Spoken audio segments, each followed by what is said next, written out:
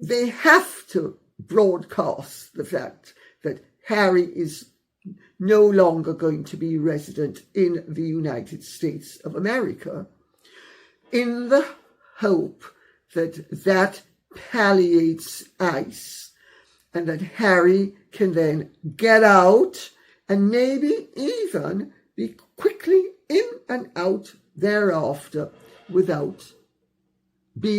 Prince Harry's decision to uproot his family from Montecito, California, and relocate to the English countryside has been described by those close to him as one of the most deliberate choices of his adult life. According to sources speaking to the Daily Mail, the single driver behind the move is Harry's commitment to giving his children, Archie and Lilibet, a British education at a UK school. The plan had been in development for years before the family's arrival at Birmingham Airport, with Harry and Meghan reportedly obtaining school prospectuses and meeting head teachers in the 12 months beforehand. Harry is said to envision staying in the United Kingdom for a minimum of 12 to 15 years, covering the full duration of his children's school-age period. The Sussexes are currently searching for a country property in the Cotswolds with a budget of around £8 million, though no home has been secured as of arrival. In 2025, after 5 years of building a private life in Montecito, California, the Duke and Duchess of Sussex, Prince Harry and Meghan Markle, publicly confirmed plans to relocate to the United Kingdom. The announcement came as a significant surprise, given the couple's well-documented departure from British royal life in January 2020, when they stepped back from senior royal duties and subsequently settled in North America. Their initial months after leaving the UK were spent on Vancouver Island in Canada, before a move to a rented property in Los Angeles, eventually transitioning to their permanent Montecito home, a property purchased for approximately $14 million. The relocation plan drew immediate attention from royal watchers and legal analysts alike, with the prospect of a return to British soil carrying implications that stretched far beyond a simple change of address. Reports confirmed that the couple's 2 children, Archie and Lilibet, would be enrolled in British schools as part of the move, a detail that many observers viewed as evidence the relocation was intended to be lasting, not temporary.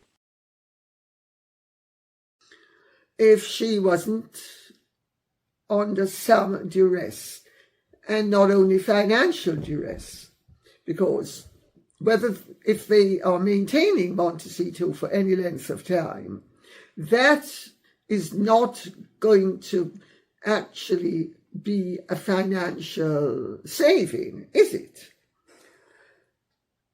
So we can rule out that the primary motivation is financial.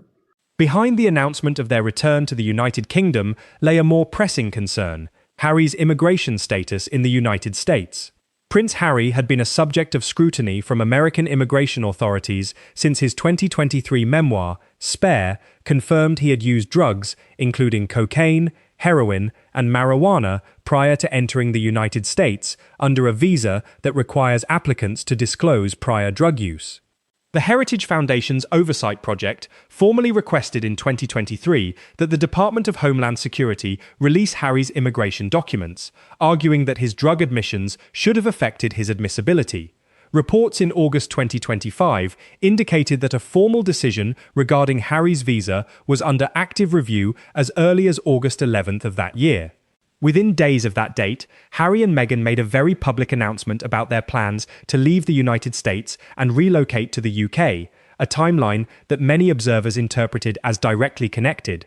Making the departure public, rather than quiet, sent a clear signal to US authorities that the subject of their visa review was choosing to leave voluntarily.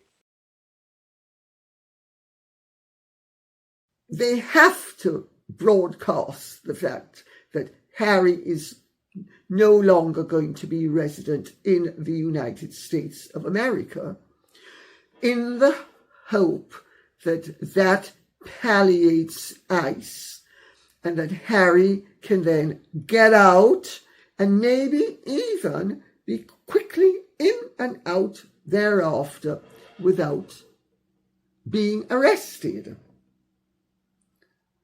Among the most legally significant details in the Sussexes' relocation plan was the decision to enroll their children in British schools. Archie Harrison Mountbatten Windsor, born May 6, 2019, at the Portland Hospital in London, had spent virtually his entire childhood in the United States since his parents departed the UK in early 2020. His younger sister, Lilibet Diana, born June 4, 2021, at Santa Barbara Cottage Hospital in California, had never lived in Britain.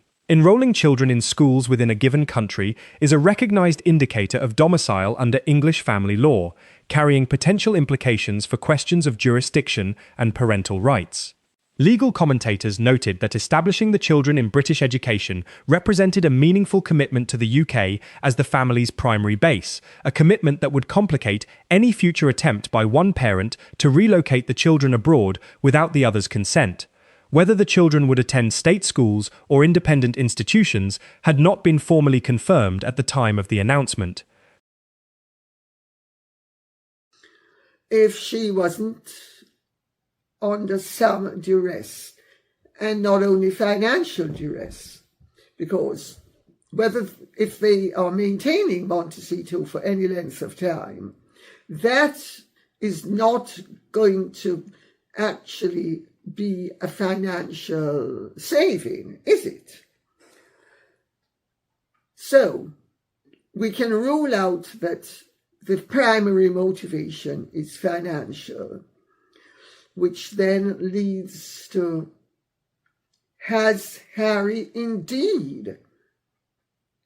Multiple senior royal sources have consistently indicated that King Charles III's relationship with his younger son has been permanently altered by events beginning in 2020 and culminating in the publication of Harry's memoir Spare in January 2023. The book contained a series of allegations that royal insiders describe as devastating to whatever trust previously existed between father and son. Among its most explosive passages were descriptions of violent imagery involving his father, accusations directed at Queen Camilla, claims about the handling of Meghan's mental health crisis, and an account of a physical confrontation with Prince William. Royal advisors are said to regard any meaningful reconciliation as deeply improbable. The situation is further complicated by the institutional dimension.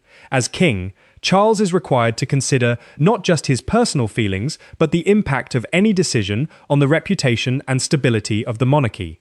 Welcoming Harry and Meghan back into the royal fold, even informally, carries political and institutional costs that the palace considers prohibitive, independent of Charles's personal feelings about his son. It has been indubitably damaged by the behaviour of Harry and Meghan.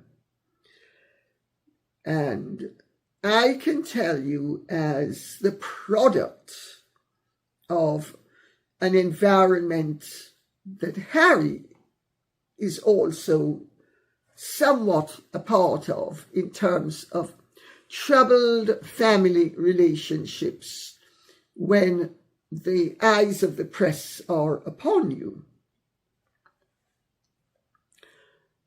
Prince William and Princess Catherine have consistently maintained what those close to the royal household describe as a deliberate policy of minimal engagement with the Duke and Duchess of Sussex. Rather than confronting the couple directly, William and Catherine are said to apply a strategy of strict non-engagement, refusing to justify their conduct, declining to explain their decisions publicly, and limiting all formal communication to what is absolutely required. This approach, sometimes described in psychological literature as a grey rock technique, is designed to deny a difficult relationship the emotional reaction it seeks.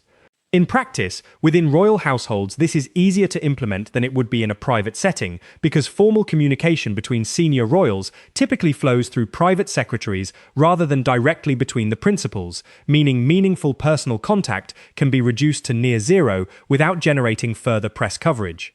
Royal observers consistently note that this measured, unreactive stance has allowed the Prince and Princess of Wales to remain largely insulated from the controversy generated by Harry and Meghan over the past 5 years.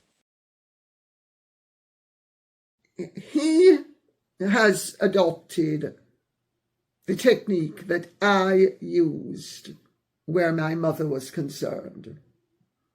He and Catherine have used it where Harry and Meghan are concerned. I made mistakes with my mother.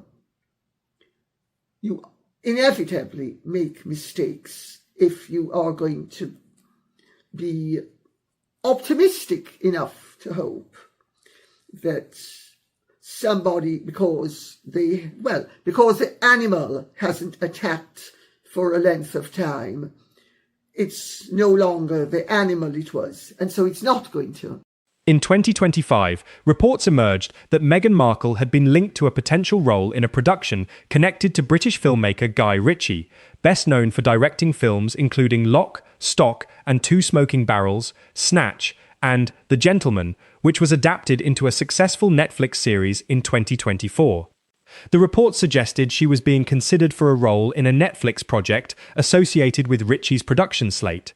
However, within a short period, it was reported that the opportunity had been withdrawn, with entertainment industry sources citing concerns about audience backlash and Meghan's public approval ratings, which had declined substantially in both the United Kingdom and the United States since 2020. The episode came against the backdrop of Meghan's significant commercial setbacks, including the early termination of her Spotify podcast deal following a single season of Archetypes in 2023, and the conclusion of the reported $100 million Netflix partnership. Her lifestyle brand, As Ever, launched in 2025, represented one of her remaining active commercial projects at the time.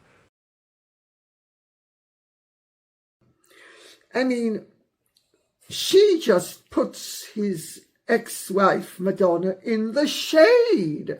And don't take my word for it. Ask her. She'll tell you. Ridiculous. Well, saying that she's considered for a role doesn't mean she's going to get it. But let me put it this way. If Meghan Markle were offered the starring role in that production, which I think is affiliated to Netflix as well. The couple's financial trajectory since departing the royal family has been a subject of considerable public attention. In the years immediately following their exit, Harry and Meghan secured what were reported to be exceptional commercial agreements. A Netflix partnership worth a reported $100 million, a Spotify deal for Meghan's podcast reportedly valued at approximately $20 million, and peak speaking engagement fees for Harry reportedly reaching around $1 million per event, including a reported $1 million fee from JP Morgan for a private speaking engagement in Florida. By 2025, those figures had fallen sharply. Speaking fees were widely reported to have dropped to the range of $30,000 to $50,000 per engagement. Both the Netflix and Spotify deals had concluded without renewal. Maintaining their Montecito estate, purchased for approximately $14.65 million, with associated costs for staffing, security, and upkeep running into the millions annually, represented a fixed financial burden that was increasingly difficult to sustain against a dramatically reduced income. The reported decision to leave Montecito was interpreted by some as, at least in part, a recognition of economic reality. He needed the publicity, so did she. And in this instance, I agree with them for making it public. The whole thing, as with everything to do with them, is layered, and everything is over-complex, unnecessarily complex, unnecessarily layered. How you can choose to live a life like that is beyond me.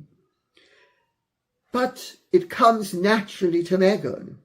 The couple has historically demonstrated a clear ability to travel internationally without media knowledge. Trips to Portugal, Mexico, and Jamaica were all completed without press awareness. Given this established pattern, the decision to make their UK relocation a matter of public record was widely regarded as deliberate rather than accidental. Most observers concluded that the very public announcement served a specific legal purpose: to formally register with US immigration authorities that Harry was not remaining in the country in violation of any terms attached to a visa under review. Under US immigration law, an individual's voluntary departure on record can be a meaningful factor in how a pending visa decision is handled. Had Harry left quietly, US authorities would have had no documentation confirming his departure.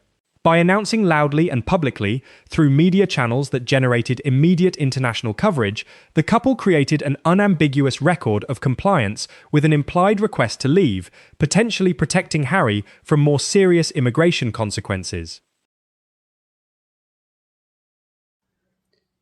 This is one time that they have definitely needed to go public. And had they not gone public, this would have had potentially serious consequences.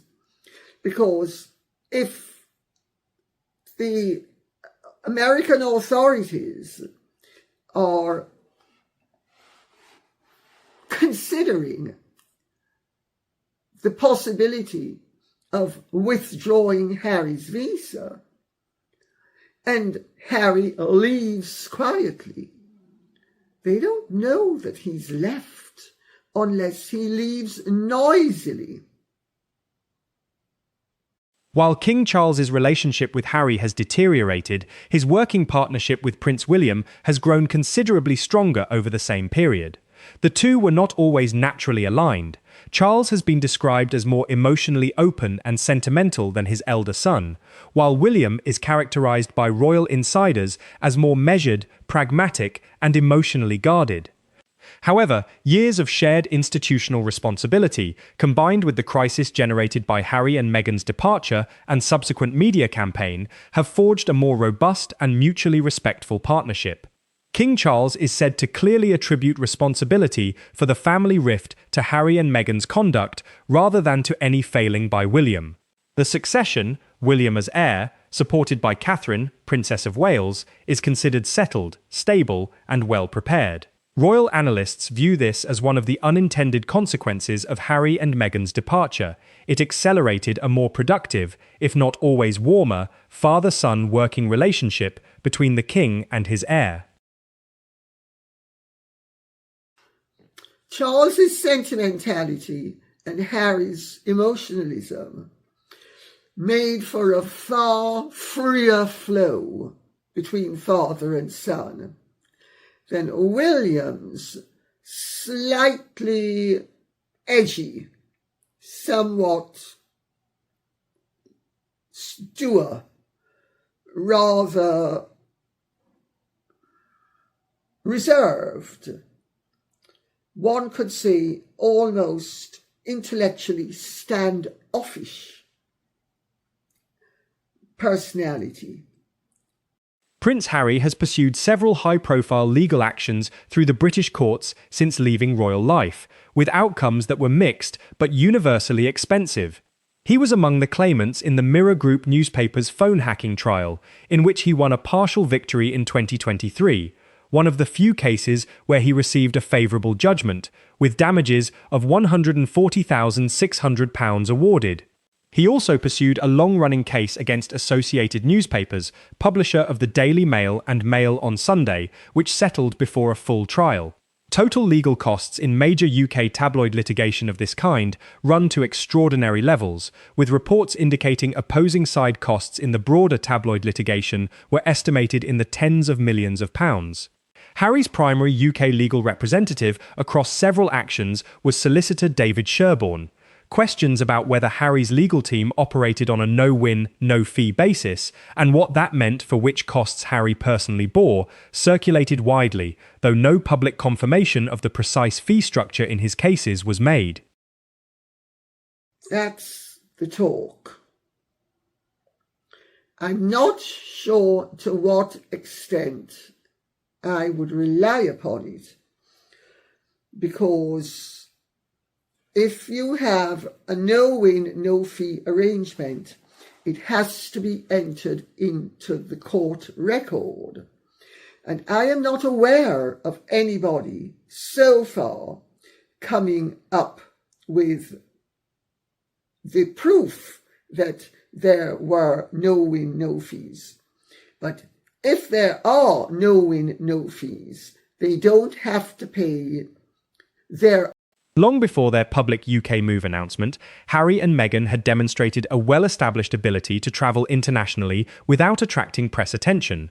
Multiple trips, including visits to Portugal, Mexico, and Jamaica, were completed without prior or even simultaneous media knowledge. During the early months following their departure from the UK in 2020, Harry reportedly travelled from California to Florida to deliver a paid speaking engagement at a JP Morgan event without the trip being publicly known in advance. The couple's move from Canada to California in early 2020 also proceeded with limited media attention until after they had arrived at their temporary accommodation at filmmaker Tyler Perry's Beverly Hills property. This consistent ability to move privately makes the loudly public announcement of their 2025 UK move all the more notable as a deliberate strategic choice. It suggests the decision to go public was made not from necessity, but from a specific desire to ensure the move was on the record, in plain view, for purposes that went beyond simply managing their public image. They can scarper wherever they want without people finding out. Harry was able to scarper after they had fled from the confines of Canada for the freedom of Tyler Perry's house in California, or having taken the Freedom Flight, which again nobody knew about, and he was then able to scarper to Florida, where he gave. A physical return to British soil does not automatically translate into reintegration into royal circles, a reality that those familiar with British royal and aristocratic custom have been clear about. According to those with knowledge of how the royal family's social world operates, Harry and Meghan would need to be formally received by the senior working members of the royal family before they could expect any form of acceptance back into that world. That list of necessary receptions would include King Charles III, Queen Camilla, the Prince and Princess of Wales, the Duke and Duchess of Edinburgh, and the Princess Royal, among others. There is no indication from any palace-connected source that any such reception is planned or under consideration.